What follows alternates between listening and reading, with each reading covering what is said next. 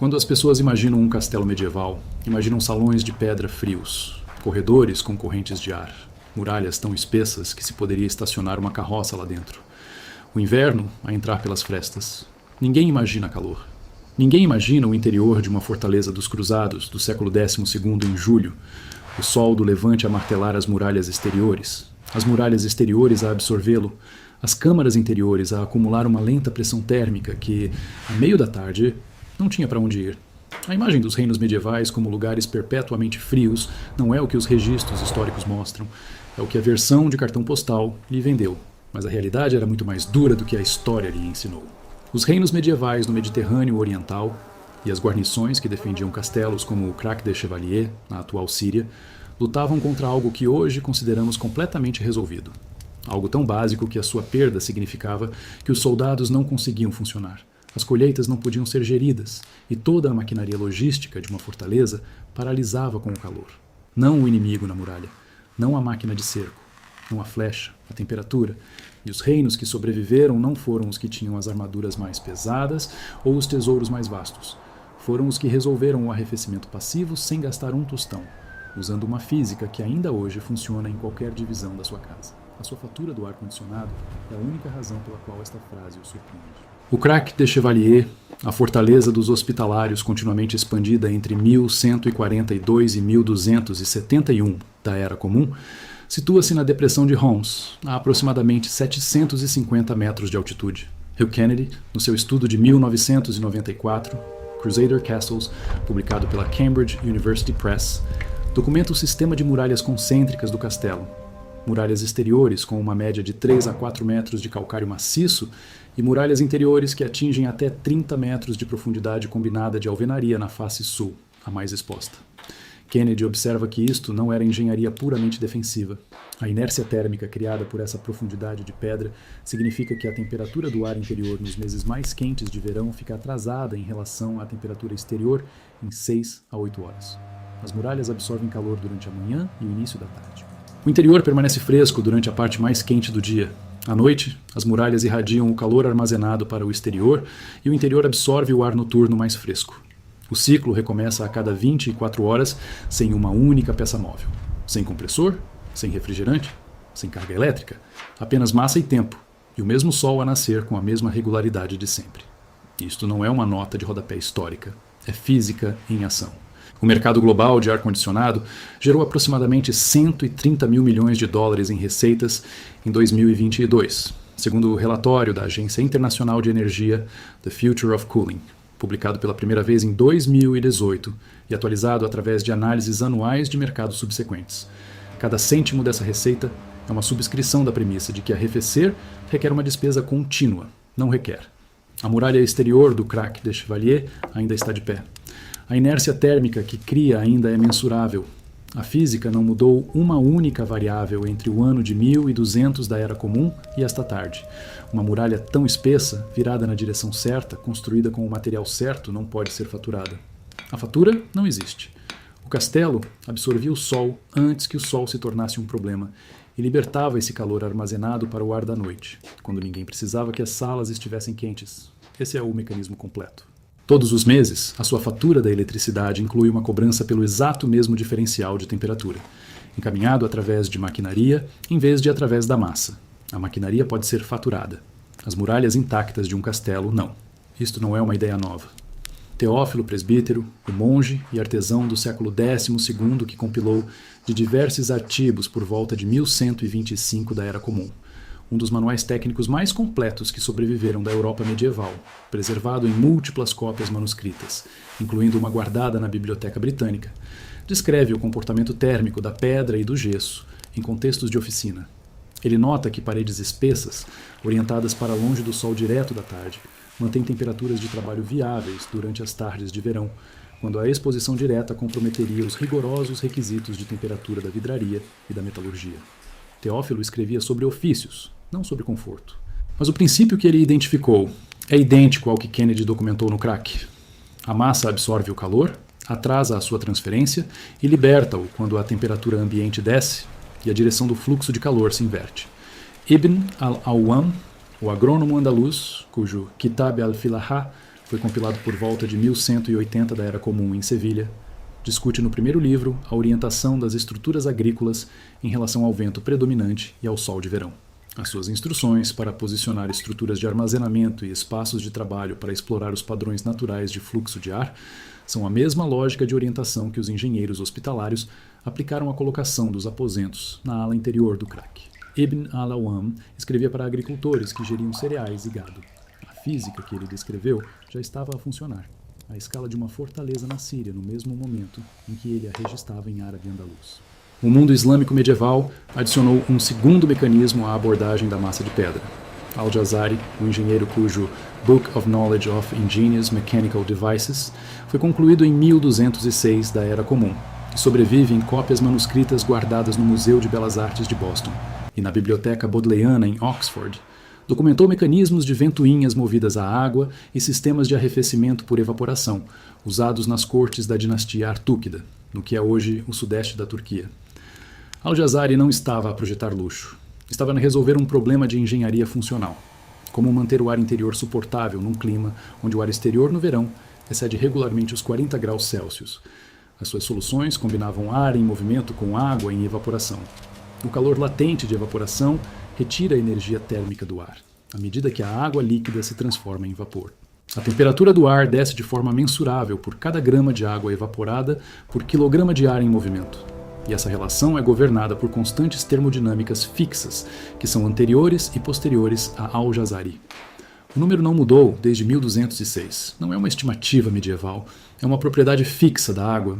E então, em 1902, Willis Carrier registrou a sua primeira patente para um sistema de ar condicionado mecânico, projetado não para o conforto humano, mas para o controlo de umidade, na Sackett-Wilhelm Lithographing Company, em Brooklyn, Nova York.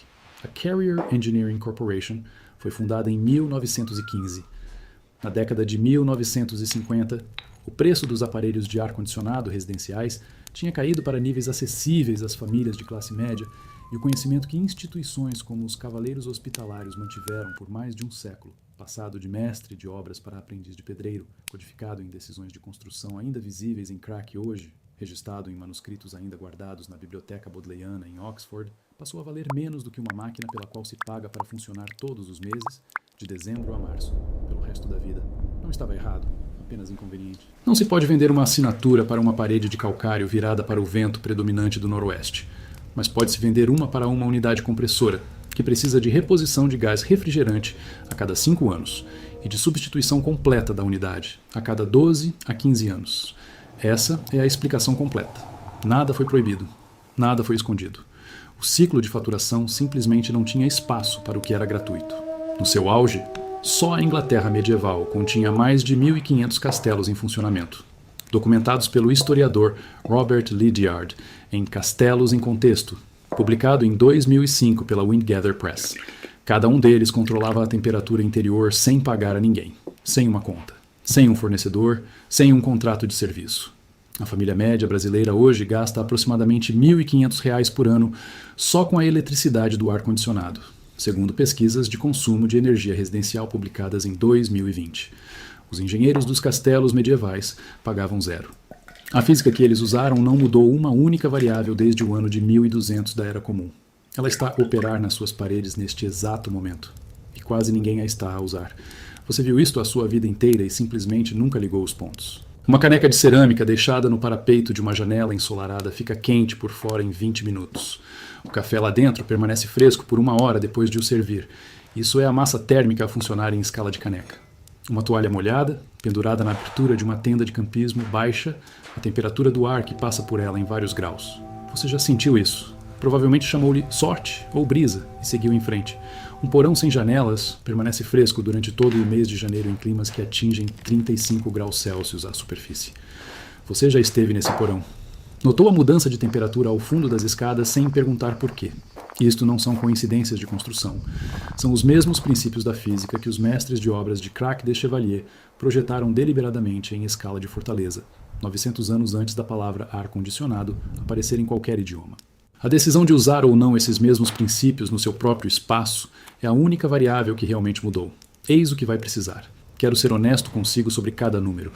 Um vaso de terracota não vidrada de 5 litros. do tipo vendido em qualquer centro de jardinagem ou viveiro, custa entre R$15 e R$30 em grandes lojas como a Leroy Merlin, a Telha Norte ou qualquer fornecedor de jardinagem independente.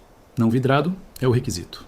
A argila vidrada tem os poros selados e não funcionará para este fim. Se já tiver um, o custo é zero. Um pedaço de tecido de fibra natural, algodão, linho, serapilheira ou estopa, grande o suficiente para cobrir e envolver o vaso. Uma camisa velha de algodão, aberta, cobre a área de superfície necessária. O custo é zero se tiver uma tigela ou um prato raso que caiba debaixo do vaso para aparar a água que pinga. Já tem na sua cozinha. Água da sua torneira. Uma vela ou um pau de incenso para a etapa de mapeamento do fluxo de ar. Se não tiver nenhum dos dois, uma única vela custa menos de R$5 em qualquer supermercado. Um termômetro de interior comum, se quiser medir o resultado, em vez de apenas senti-lo. Opcional, entre R$15 e R$30 em qualquer loja de ferragens. Para os componentes de posicionamento na parede e ajuste das janelas desta montagem, não precisa de nada exceto as paredes onde já vive e as janelas que já possui. É genuinamente só isso. Eis a única coisa em que a maioria das pessoas erra quando tenta replicar o que os engenheiros dos castelos medievais construíram. Elas copiam o material.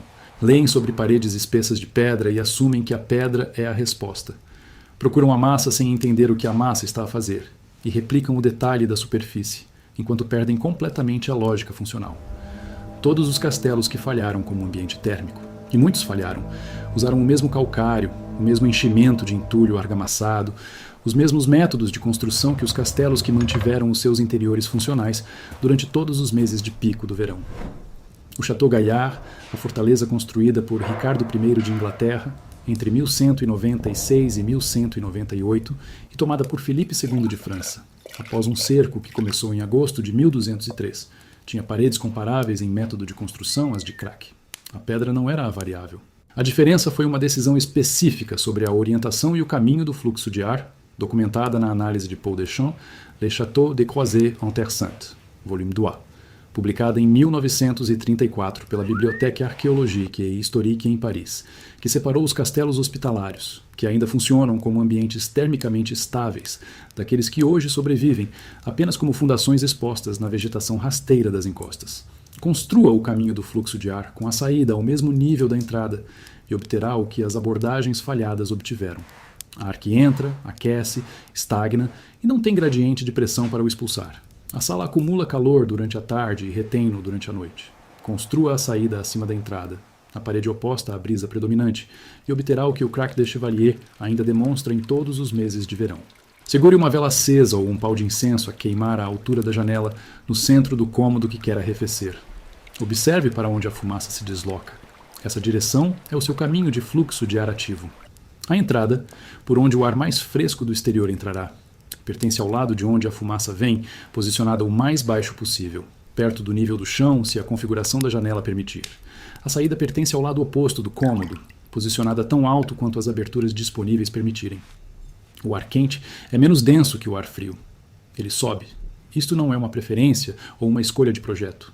É uma consequência da lei dos gases ideais que governava o movimento do ar em 1200 da nossa era, exatamente como o faz agora.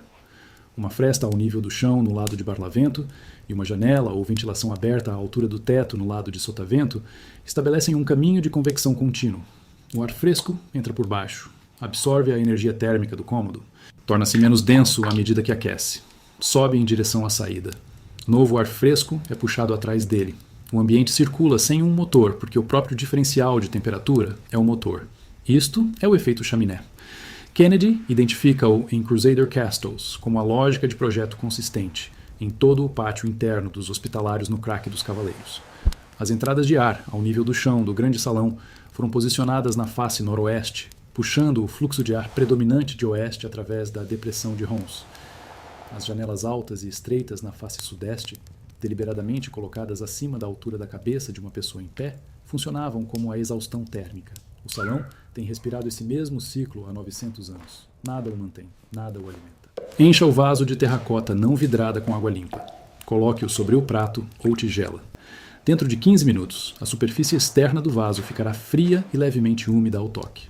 A água está a migrar para o exterior através da rede de poros da argila não vidrada por ação capilar. Ao atingir a superfície exterior, evapora para o ar circundante.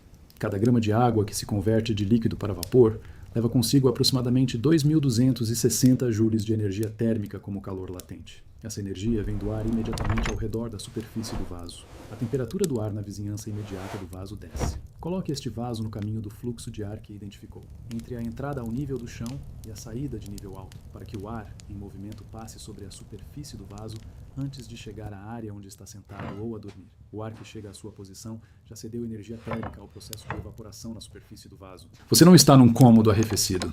Você está numa corrente de ar arrefecida, que o vaso está a processar ativamente. Al-Jazari documentou este mecanismo em 1206, usando bacias de fontes e canais de água rasos posicionados no caminho do fluxo de ar entre as aberturas arquitetônicas no complexo do Palácio Artúquida. A variável de engenharia que ele estava a otimizar era a área de superfície de água em evaporação exposta ao ar em movimento. O seu vaso de terracota de 5 litros fornece aproximadamente 1.200 a 1.500 centímetros quadrados de superfície de evaporação, dependendo da sua geometria. As bacias do palácio de Al-Jazari forneciam mais. A matemática escala proporcionalmente. Molhe bem o pano. Coloque-o sobre e ao redor da superfície externa do vaso, para que ele puxe umidade adicional do vaso por contato direto. O pano estende a área de superfície de evaporação efetiva para além da própria argila. Agora, pendure um segundo pedaço de pano úmido de fibra natural. Uma segunda camisa, um saco de serapilheira cortado, um lençol de algodão dobrado, na metade inferior da abertura da janela de entrada, esticado entre as bordas da moldura para que o ar que entra tenha de passar por ele antes de entrar no cômodo. Prenda-o com molas de roupa ou amarre-o ao trinco da janela. Este é o seu segundo estágio evaporativo. Em condições de 30 graus Celsius, fluxo de ar moderado e umidade relativa igual ou inferior a 50%, um pano molhado posicionado no caminho do fluxo de ar reduz a temperatura do ar que passa por ele em 4 a 7 graus Celsius. Isso não é uma aproximação. É o resultado da equação psicrométrica de bulbo úmido para essas condições específicas. O pano na janela pré-arrefece o ar antes que ele chegue ao vaso. O vaso arrefece-o novamente. O ar que chega à sua posição passou por 2 estágios evaporativos. Posicione-se ao longo do caminho do fluxo de ar. Não perto da janela, não perto de um ventilador. Ao longo da linha direta entre a entrada baixa e a saída alta, na zona onde o ar processado estava a mover-se antes de ter absorvido o calor do seu corpo e começado a subir em direção à exaustão. Era aqui que os membros da guarnição hospitalária comiam e dormiam no pátio interno. A análise da planta do local de Kennedy em Crusader Castles coloca as áreas de uso primário do grande salão ao longo do corredor noroeste. O lado voltado para a entrada, na zona de fluxo de ar ativo, não na sombra térmica da parede sul. Você está a tomar a mesma decisão de posicionamento em escala de cômodo. A ventilação noturna é o passo final, e aquele que a maioria das pessoas pula porque exige uma ação em hora inconveniente. Após o pôr do sol, especificamente quando a temperatura do ar externo cai abaixo da temperatura do ar interno, o que na maioria dos locais de clima temperado e quente ocorre entre 1 e 3 horas após o crepúsculo. Abra todas as entradas e saídas de ar disponíveis simultaneamente. As janelas baixas, as janelas altas, as portas internas, as aberturas do sótão, se acessíveis. Deixe o ar noturno mover-se por todo o volume térmico do espaço. As paredes, o chão, o teto, tudo o que absorveu calor durante o dia, irá liberá-lo para o ar mais frio em movimento. Mantenha essa circulação por pelo menos 2 horas. Então, antes do nascer do sol, feche tudo. Vede as janelas de entrada. Feche as aberturas altas. Puxe quaisquer cortinas ou persianas sobre os vidros voltados para o sol. As paredes agora absorveram o ar mais frio da noite como sua carga térmica. Elas manterão essa temperatura mais baixa como um amortecedor durante as horas da manhã, mantendo as temperaturas internas abaixo da ambiente externa, até que a carga térmica se esgote. Geralmente do meio para o final da manhã, em um cômodo moderno razoavelmente isolado, e até bem no meio da tarde, em uma estrutura de pedra maciça e apropriada. Kennedy identifica a ventilação noturna como uma prática operacional, consistente em todos os castelos hospitalários de clima quente, em funcionamento que ele analisou. Em Crac, a evidência arquitetônica para isso é estrutural. As ferragens das venezianas para as entradas de ar do noroeste ao nível do chão ainda estão parcialmente intactas, indicando que foram projetadas para serem fechadas e não deixadas permanentemente abertas. O castelo respirava de propósito, não por acidente. Uma única residência aplicando todos os 5 passos em seu principal quarto de dormir, num clima que atinge 30 graus Celsius durante as noites de verão, pode realisticamente manter aquele cômodo de 3 a 5 graus Celsius abaixo da temperatura ambiente externa durante as horas de sono que mais importam, contra um gasto com ar-condicionado que pode facilmente passar de R$ 1.500 por ano, e contra um aparelho de janela padrão que consome entre 500 e 1.440 watts por hora de operação, dependendo da capacidade. O consumo durante a noite é a maior fatia do gasto de eletricidade no verão. O vaso de barro custa uns R$30, uma única vez. O pano não custa nada, o posicionamento não custa nada, a ventilação noturna não custa nada, exceto os 10 minutos que leva para abrir e fechar as janelas 2 vezes. Na escala em que as comunidades de castelos medievais realmente operavam, a guarnição hospitalária em Crac contava com várias centenas de soldados em seu auge operacional. Uma estimativa de Kennedy, baseada nos cálculos de provisões e armazenamento de água visíveis na arquitetura administrativa sobrevivente do castelo. O sistema de resfriamento passivo servia a todos eles através de uma única lógica arquitetônica coerente, calibrada para os padrões de vento e trajetória solar locais. Uma rua residencial moderna com 20 casas aplicando a mesma lógica, entrada baixa na face de barlavento, saída alta na face de sotavento, ventilação noturna coordenada entre as propriedades adjacentes, geraria um gradiente de temperatura em escala de vizinhança que unidades isoladas individualmente não conseguem alcançar. A física do efeito chaminé não para na divisa do terreno.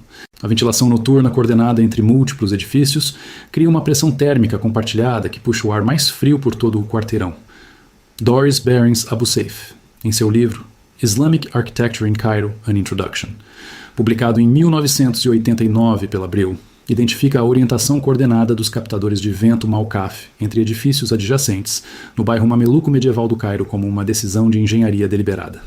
Malkafs adjacentes eram angulados para o mesmo vento predominante do Nordeste, criando zonas de pressão complementares que aceleravam o fluxo de ar através dos pátios compartilhados. Os engenheiros que projetaram aqueles edifícios entendiam que a vizinhança era a unidade de gestão climática, não a estrutura individual, sem contas para pagar, sem necessidade de infraestrutura, sem precisar pedir permissão a ninguém.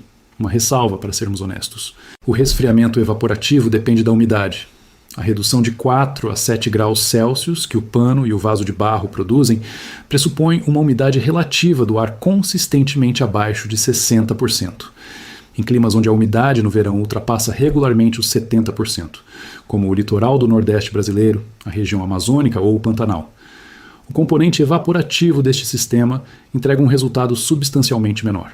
O pano fica molhado, mas evapora lentamente.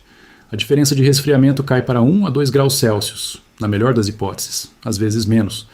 O efeito chaminé ainda funciona independentemente da umidade, porque é impulsionado pela diferença de temperatura, não pela evaporação. A ventilação noturna ainda funciona em climas úmidos em todas as noites, em que a temperatura externa cai abaixo da temperatura interna. O que, na maioria dos climas quentes e úmidos, ainda ocorre na maioria das noites de verão, mesmo que a queda seja menor do que em climas secos. Os construtores medievais reconheceram essa limitação nos mesmos termos práticos. Behrens Abuseif observa que o design do captador de vento Malkaf, no Cairo medieval, foi otimizado para os ventos secos do nordeste dos meses de inverno e primavera, não para a umidade costeira do delta do Nilo durante o verão. Nas zonas úmidas do mundo islâmico medieval, os construtores mudaram a ênfase para uma arquitetura de sombra densa, superfícies de telhado reflexivas e microclimas de pátios com fontes, em vez do fluxo de ar evaporativo. O mecanismo muda com o clima. O princípio, encontre a fonte de resfriamento gratuita que seu ambiente local oferece e a direcione deliberadamente através do espaço. Não muda com o clima. Ele se adapta. Crac des Chevaliers ainda está de pé. As paredes ainda estão lá. A face noroeste, o corredor da ala interna, as entradas de ar ao nível do chão que Kennedy documentou em seus batentes originais de calcário, as janelas de exaustão altas e estreitas ainda abertas para o vento do Passo de Homs. O castelo é um patrimônio mundial da Unesco desde 2006. A inércia térmica ainda está operando toda a tarde de verão naquela encosta síria. As paredes absorvem o calor de um sol que não mudou em intensidade ou trajetória desde 1200. Todas as noites, esse calor armazenado irradia para fora enquanto o interior puxa o ar mais frio que desce pelo Passo de Homs. Ninguém faz a manutenção. Ninguém presta serviço. Ninguém manda a conta. O efeito chaminé não tem prazo de validade. O calor latente da evaporação da água não tem prazo de validade. A massa térmica de qualquer coisa mais densa que o ar não tem prazo de validade. O que você construiu hoje se baseia na mesma equação que manteve algumas centenas de homens armados de pé durante um verão sírio, 9 séculos antes de alguém sequer sonhar com ar-condicionado. Eu não sei o que te trouxe até aqui, não importa. Funciona de qualquer jeito.